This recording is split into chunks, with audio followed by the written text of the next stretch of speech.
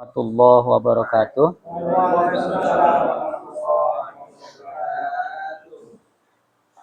Alhamdulillah, alhamdulillahi rabbil alamin, wassalatu wassalamu ala asyrafil anbiya'i wal mursalin wa ala alihi wa sahbihi ajma'in, amma ba'du. Yang terhormati kita muliakan bersama Bapak-bapak haji, Bapak-bapak labai, serta Bapak-bapak yang dirahmati Allah. Jadi alhamdulillah kita tadi dah bersama-sama zikir dan mendengarkan tausiah yang disampaikan oleh Bapak Ustadz kita Imam Amsori.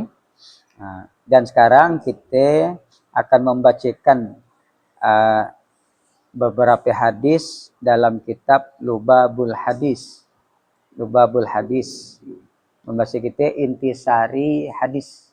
Intisari hadis. Yang dikarang, yang ditulis oleh guru kita, guru besar,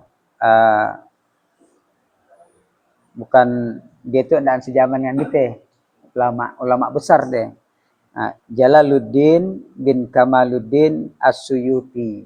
Dia termasuk ahli hadis, ahli tafsir, kemudian ahli sejarah, dan banyak lagi keahliannya dalam fikih dan fikih, tauhid dan tasawuf.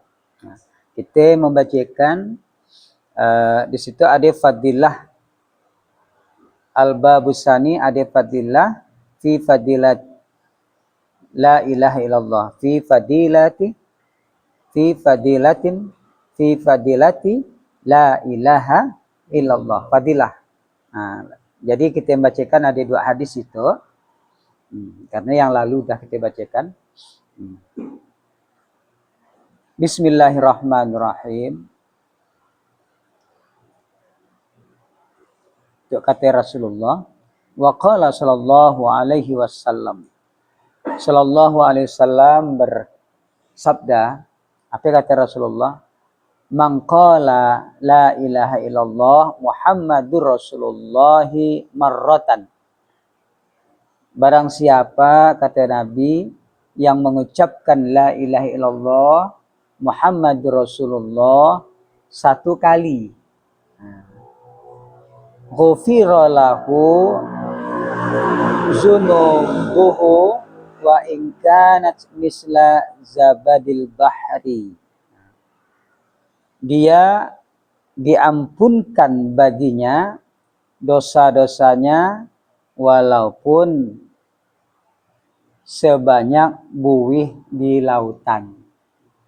Jadi kalimat la ilaha illallah itu adalah kalimat yang luar biasa, yang apabila kita membacanya walaupun tidak sengaja minta ampun kepada Allah, minta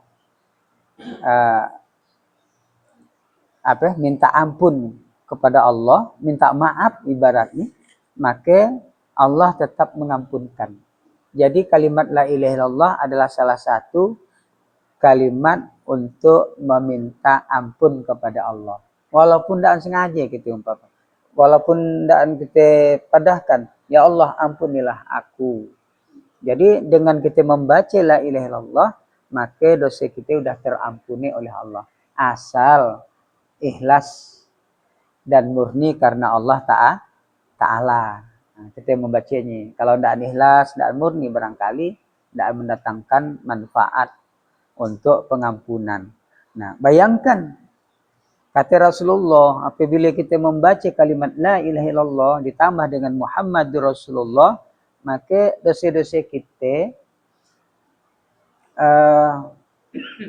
diampuni walaupun sebanyak buih di lautan. Banyak Pak buih di laut. Dia bukan pakai gelombang anaknya, dia pakai gerigik-gerigiknya, dia mau dihitung banyaknya lah. Jadi ia pun tetap diampuni oleh Allah Subhanahu wa taala. Jadi kalimat la ilaha illallah merupakan kalimat istighfar. Kalimat permohonan ampun. Jadi beruntunglah kita yang ngamalkan kalimat la ilaha illallah yang biasa kita lakukan paling minimal 165 setelah sholat 5 waktu. Nah, oleh sebab itu bacaan kita mendapat diikhlaskan murni karena Allah. Usah nak karena yang lain. Nah, kalau yang lain berdoa aja lah. Ada hal berdoa dia aja. Usah nak ia dietekkan ke sia gitu. Kalau la ilaha illallah untuk jadi kabal gitu ya. La ilaha illallah kalau untuk datangkan duit banyak, usah. Mau nak minta kabal berdoa aja. Usah nak efekkan dengan kalimat la ilaha. Dikhawatirkan kalau tidak murni. Nah, pokok baca ya la ilaha illallah. Ketika ada kejadian dikeroyok oleh orang misalnya kan. Nah berdoa aja lah mati ya Allah.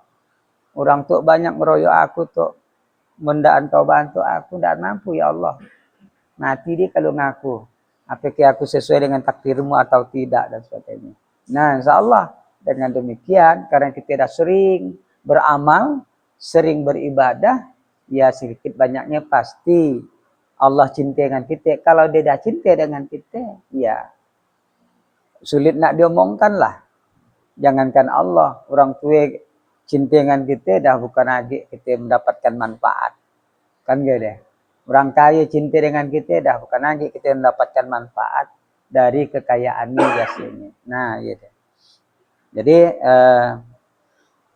luar biasa kalimat la ilaha illallah. Pantas kalimat la ilaha illallah itu diajarkan oleh Rasulullah secara turun-temurun kepada para sahabat sampai kepada kita sehingga menjadilah nama thariqah. Barang diajarkan secara turun-temurun. La ilaha illallah itu diajarkan oleh Rasulullah kepada Ali. Ali kepada anaknya. Terus akhirnya sampai lama-lama kepada Syekh Abdul Qadir Jailani. Kemudian langsung ke murid-murid. Terus akhirnya sampai ke Syekh Syamsuddin.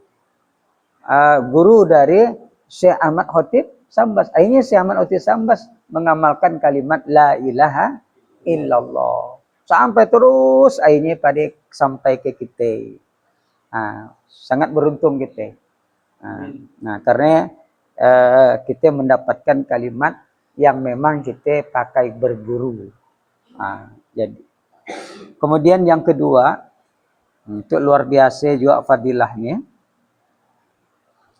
Wa qala sallallahu alaihi wasallam, Rasulullah sallallahu alaihi wasallam bersabda, "Iza marral mu'minu 'alal maqabiri faqala." Nah, jadi kata Rasulullah, apabila orang mukmin melewati pekuburan,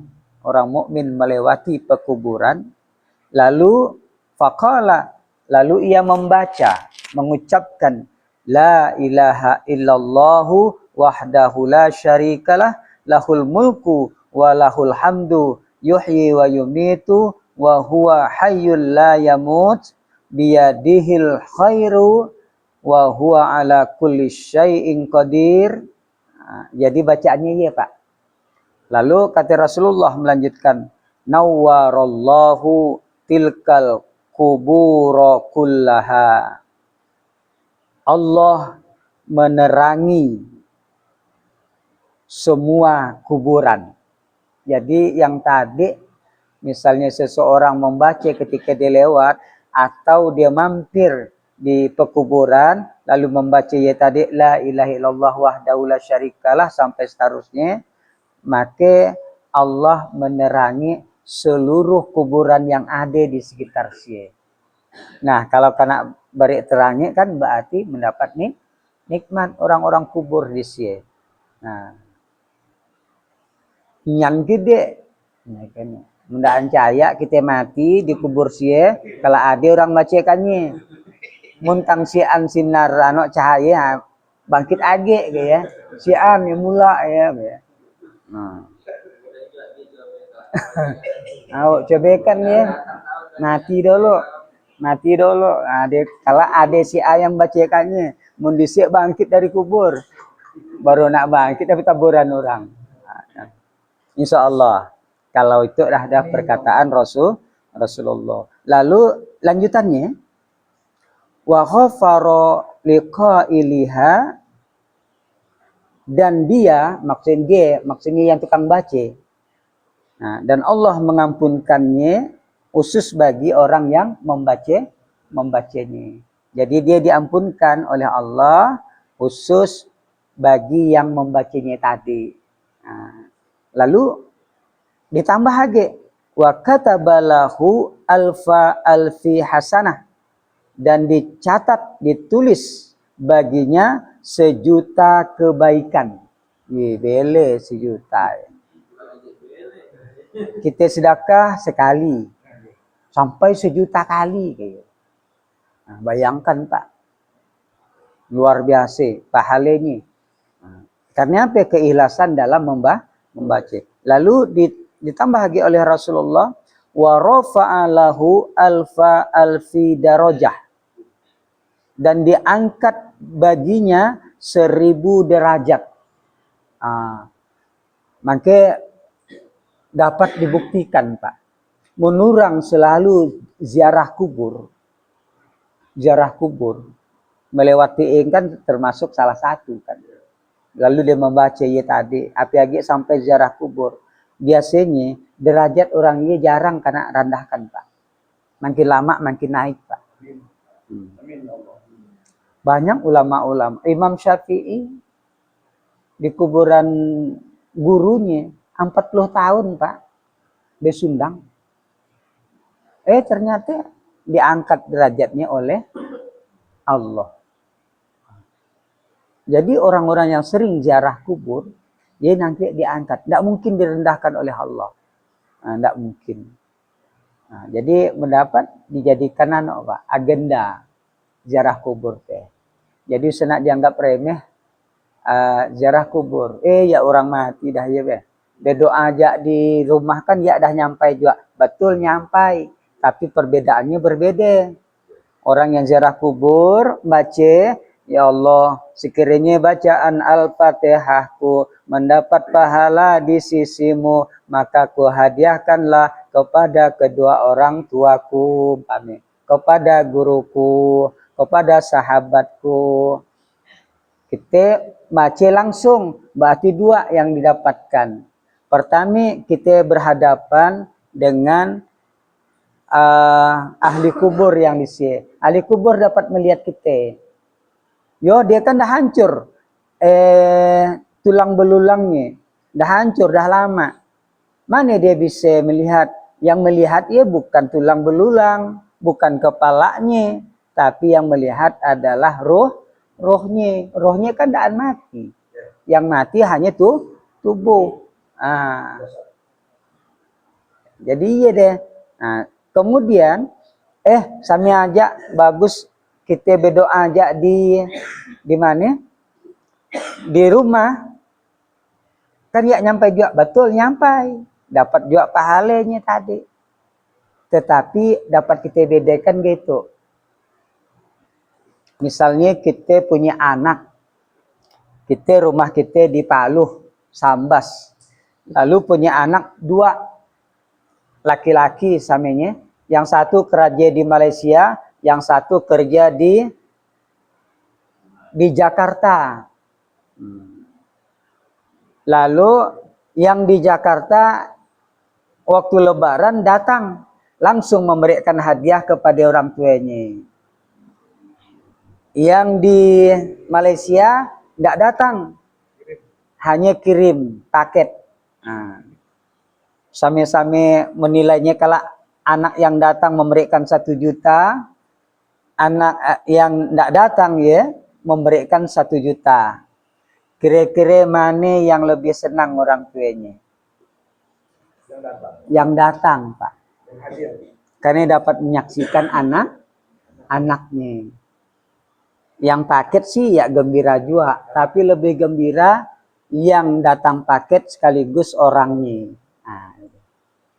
Jadi ialah ibarat kenapa Rasulullah di pekuburan Baqi selalu dia datang. Selalu dia datang. Kalau seandainya ia tidak perlu datang, Rasulullah tidak mungkin datang. ke kuburan Baki? Ya di masjidnya aja. Dia berdoa untuk sahabat-sahabatnya yang di pekuburan Baki. Nah, tapi dia selalu berkunjung dan membaca doa untuk ahli kubur yang ada di sini. Berarti ziarah kubur tetap bermanfaat, malah dalam hukumnya adalah sunnah. Nah, bagi perempuan, bagi yang tidak mampu, yang pingsan kalau datang ke kuburan, berarti hukumnya makruh. Tapi kalau bagi perempuan yang mampu, kubur, tahan dia, tidak sampai pingsan, tidak sampai nangis meronta dan sebagainya, maka hukumnya sama dengan laki-laki, hukumnya adalah sunnah. Nah, jadi berziarah kubur. Kemudian ditambah lagi oleh Rasulullah ketika orang membaca la ilaha illallah, atau orang yang lewat kemudian membaca la ilaha illallah wahdahu la syarikalah sampai seterusnya. Apa kata Rasulullah lanjutannya? Wa hatta anhu alfi sayyi'ah. Dan Allah menghapuskan baginya 1.000.000 sayyi'ah, kejahatan atau dosa. Berarti terhapus. Jadi sangat beruntunglah orang yang berziarah kubur. Jadi disinilah keuntungan orang yang berziarah kubur ataupun orang sekedar melewati tapi membaca kalimat la ilaha illallah wahdahu la syarikalah sampai seterusnya. Kemudian yang terakhir al-babus salis fi fadilati bismillahirrahmanirrahim. Tentang keutamaan membaca bismillahirrahmanirrahim. Nah, apa kata Rasulullah? Qala sallallahu alaihi wasallam. Sallallahu alaihi wasallam berkata, "Ma min abdi yaqulu bismillahirrahmanirrahim illa dzaba syaitanu kama yazubur rasa su'alan nar." Jadi mendapat kita artikan ma min abdi yaqul, tidaklah seorang hamba mengucapkan bismillahirrahmanirrahim illa, melainkan zabas syaitan, melainkan setan meleleh. Berarti bisa mati, Pak. Meleleh. Nah, meleleh macam apa? Kama yazubur rasadu alal nar. Sebagaimana melelehnya timah di atas api. Timah mau dibakar, meleleh. Jadi juga setan ketika dibacakan meleleh macam nak timah. Tapi bacaannya yang tidak sembarangan kali ini. Yang ikhlas, yang murni, orang yang betul-betul mantap karena Allah, maka barangkali bacaannya akan mempunyai pengaruh yang besar. Sehingga setan pun ketika mendengar bacaan ia meleleh. Seperti timah meleleh di atas api atau dibakar di api. Tapi ketika orang kesarungan, kesurupan, ku bacakan bismillah tang ditawakan antu, ditawakannya berarti tidak pengaruh, Pak. Jangan kena meleleh malah dia ketawa. Nah, berarti lainlah bacaannya. Bacaannya tetap sama tapi kualitas. Mungkin kita dalam keadaan baca ragu, Pak. Nyanda meleleh, Pak. Ini setan ya ragu, sampai takut dong, kan? Makin ketawa dia, kita makin kasang di hadapan orang lama ditawakannya. Nah, jadi maksudnya bacaan yang berkualitas, artinya yang murni kepada Allah Subhanahu Wa Taala. Cobalah, Pak, mungkin Bapak udah masing-masing punya pengalaman, terutama untuk menyembuhkan orang yang kesurupan. Padahal kadang-kadang Bapak umpami tidak tahu dengan bacaan khusus kayak bayi. Menurangkan ada yang belajar ru'yah, apa kan? Atau belajar kau nak menade kalak setan nano masuk ke dalam tubuh si A, kemudian nak mengeluarkannya begini caranya. Kalau udah ada caranya barangkali kita tidak sulit lah. Tinggal lagi keyakinan. Itu bagi kita yang tidak pernah. Cuma ada bekal Al-Fatihah. Kul huwallah, kul a'udzu birabbil falak, kul a'udzu birabbin nas. Karena tidak ada age selain dari yang kita, barangkali timbul keyakinan kita kan, pasrah. Tidak ada age ya Allah yang lain tuh, yang ada dia minta serap dia, minta gantikan aku. Tidak ada yang lain. Akhirnya dibaca dengan seikhlas-ikhlasnya. Minta keluarkan. Ternyata alhamdulillah. Dengan ucapan bismillah aja udah berpengaruh kepada orang yang dimasuki oleh bangsa jin. Tapi ada waktunya yang kita tidak yakin.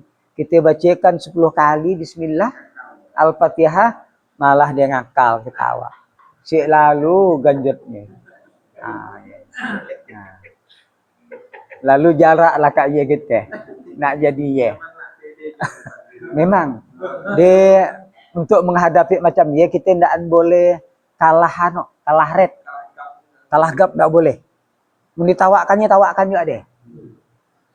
Ancam, tahu dia. Dia nawakan tuh buka nawakan takut-takut juga dia, takut-takut berani. Supaya kita jadi takut. Jadi kita mental usah takut mental.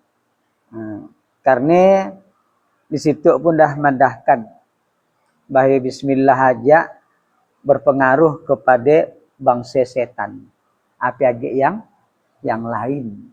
Jadi cuma tinggal kita lah yang untuk meyakinkan agar bismillah ye bisa bermanfaat, la ilaha illallah ye bisa bermanfaat buat kita semuanya, baik di dunia lebih-lebih lagi di akhirat. Ya mungkin hanya sampai di situ aja yang dapat kita sampaikan. Wallahul muwaffiq ila aqwamit thoriq. Assalamualaikum warahmatullahi wabarakatuh.